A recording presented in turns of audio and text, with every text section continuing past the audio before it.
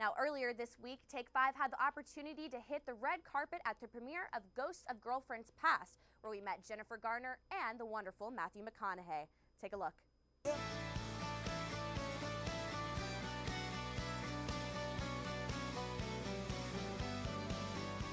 You know, I was attracted to the script from the beginning, and I read it like literally 6 years ago for the first time, and thought it was just an incredibly funny reimagining of Charles Dickens, and just had a lot of opportunity for humor. And when they found out that Matthew McConaughey was interested in playing the lead, it just seemed perfect to me because, you know, unlike Ebenezer Scrooge, who everybody hates, everybody loves Matthew, so you could really have him be an incredible jerk in the beginning of the movie, and yet you'd forgive him for it. You said you are married, so you found your Prince Charming, but I'm sure if there was a ghost that was able to take you back through your Ghost of Boyfriends Past, do you have any relationships in particular that were just something you were so happy that you've gotten out of, and what was that like? Well, my list would be really short, but yeah, I mean, there's a reason that I found my hubby, you know, he's definitely my prince. Well, you know, I played young Jennifer Garner a few years ago in 13 Going on 30, and Mark Waters needed another young version of her, so they gave me a call. I was like, yeah, sure, love to do it. So that's why I'm here. How does one prepare for that role to be following an actress as big as Jennifer Garner?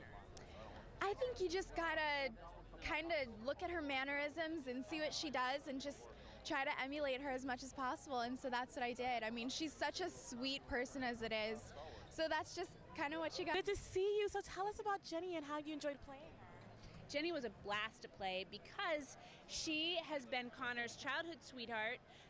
They've known each other, so they were the most important people in the world to each other when they were kids, and she is the one person who can really give it back to him and isn't afraid of him and isn't in love with him in a way that makes her lose her mind.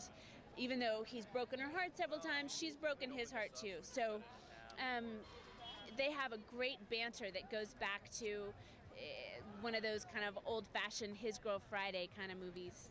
Have you met? Now, if there was a ghost that came and was able to take you back to any ghost of your boyfriend's past, is there any particular boyfriend that you would like to see again? Yes, I have two. But I can't name them because they're all famous. I don't want to offend them. It just comes to my mind. There are two faces.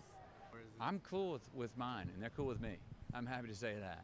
No, look, man, if you leave too many crumbs back there, whether you're famous or not, it's gonna come back to bite you in the backside, man. But I thankfully, the girlfriends I've had in my past, we still get along, and they're a lot more happy with me than they are with Connor Mead in this movie.